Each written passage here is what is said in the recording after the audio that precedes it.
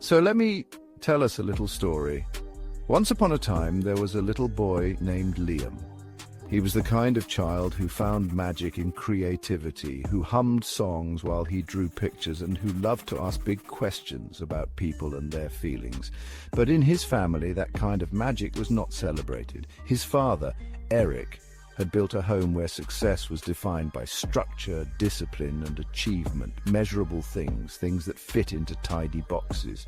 Eric believed in logic, hard work, and becoming the right kind of man, the kind who could hold a leadership role at church, earn respect in his community, and raise a family that admired him for all the things he had sacrificed for them.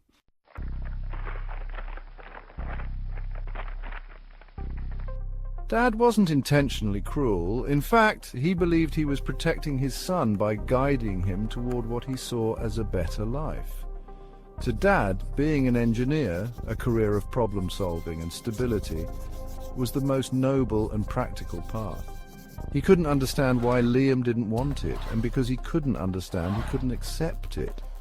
When Liam spoke of becoming a musician, a performer, or even a writer, Dad saw it as a rejection of everything he stood for.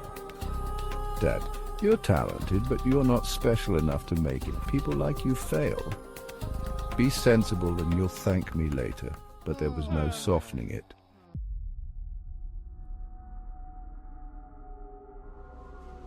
When Liam turned 16, Dad called him into the office at home. It was time to apply for universities.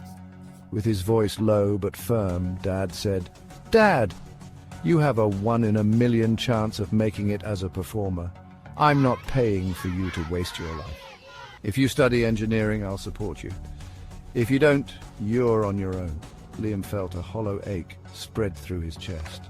He applied for student loans, only to be denied because his family's financial standing made him ineligible. His mind spiraled, imagining what it would mean to be all alone at 17. No family, no support, no safety net. He couldn't see a way forward. The hopelessness swallowed him. One night he made the desperate choice to end the pain, but he survived. The car crash left nerve damage in his neck, a silent injury that would weaken his singing voice forever. The shame of his failure and the lasting physical damage added another layer to the weight Liam carried. His family never spoke about what happened. They only spoke about how grateful they were that God had spared him, and so he buried his dreams. He did not follow his dreams, joys, and passions. Eventually he stopped singing. What had once been his lifeline became a source of shame and fear. He did what his father wanted. He survived the only way he knew how.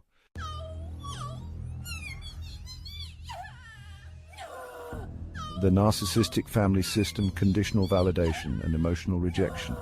Dad wasn't a villain, but he was a man addicted to validation. Narcissistic parents, often unintentionally, center their children's worth around how well they reflect back their own desires and self-image. Like many narcissists, Dad's self-esteem was fragile, held together by the approval of others. He loved making people laugh, telling the same stories repeatedly, basking in the attention. But if someone didn't laugh or showed disinterest, he withdrew, often punishing them emotionally through coldness or dismissal. In families like this, validation is conditional. If the child does something that reinforces the parent's idealized self-image, like excelling in a practical career, they're praised and treated warmly. But if the child strays outside those expectations, expressing desires or behaviors that challenge the parent's sense of control or self-worth, the warmth vanishes. This dynamic traps children in cycles of approval-seeking and self-abandonment. Liam experienced this constantly. When he brought home good grades in math, Dad was proud, patting him on the back and calling him a smart boy with a bright future. But when Liam played guitar or shared his poetry, Dad's expression shifted. "Dad, it's fine as a hobby, but don't waste your time." What Liam didn't realize at the time was that Dad's reactions were rooted in his narcissistic split. Narcissistic personalities struggle with an internal division: the idealized self, who they believe they should be, and the disowned self, the part of them that holds negative feelings they can't face. Any negative emotion, disappointment, sadness, or failure, feels dangerous to a narcissist because it threatens their idealized self. Instead of processing these feelings, they reject or deny them, often projecting them onto others. For Dad, this meant that when Liam failed to fit the mold, it wasn't just disappointing. It felt like a personal threat. His irritation at Liam's dreams was less about concern for his son's success and more about protecting his own image of being the father of a successful child. As a pastor, Dad avoided negative emotions by teaching others to do the same, nurturing only positive emotions.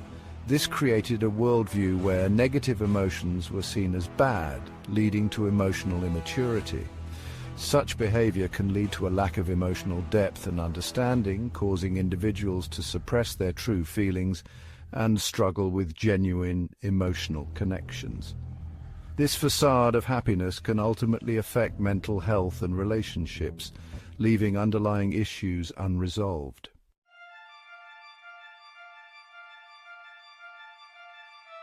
Liam's mother, Jessica, didn't know how to help him. She had spent her entire marriage supporting Dad's needs, smoothing over conflicts and keeping the peace. "Jessica, don't upset your father," she'd say whenever Liam tried to speak his truth. His older sister, Olivia, and younger brother, Ethan, had learned how to stay on their father's good side by internalizing his values. Olivia thrived by being the responsible one, earning praise for her accomplishments and maintaining the family's public image. Ethan admired their father's strength and authority, equating success with obedience to the family's expectations. This left Liam isolated, the sensitive one, the dreamer, the child who didn't fit. And because the family narrative painted Dad as a good man, Liam's perspective wasn't just dismissed, it was seen as a threat. Whenever he pointed out his father's controlling behavior or expressed frustration about being dismissed, Olivia would shut him down. "Olivia, Dad's not like that. You're overreacting." But Liam wasn't overreacting. He was trying to be seen.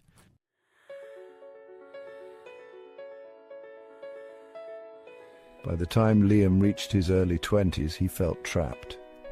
The family's expectations suffocated him, and every time he returned to the fold, he felt like he was becoming less of himself.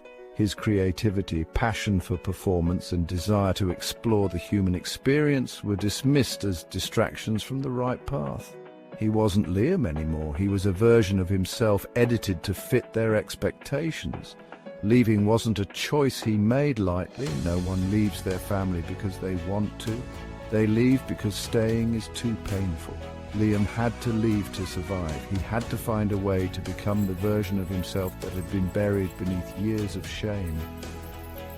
Years later, Liam found himself standing on a stage, the spotlight warm against his skin, the audience waiting for him to begin. For the first time in decades, he sang for an audience. His voice wasn't as strong as it had once been, but it carried the weight of every silenced moment, every lost dream. The applause at the end was more than validation. It was freedom. He had reclaimed the part of himself his family couldn't accept. Though he thought of them often, Liam knew that returning would only be possible when he could do so without shrinking. He had learned an essential truth. Sometimes leaving isn't abandoning, it's choosing life. For those who see themselves in Liam's story. If you've grown up in a family where love felt conditional or your true self wasn't welcomed, you're not alone. Narcissistic family dynamics can cause long-term emotional wounds, but healing is possible.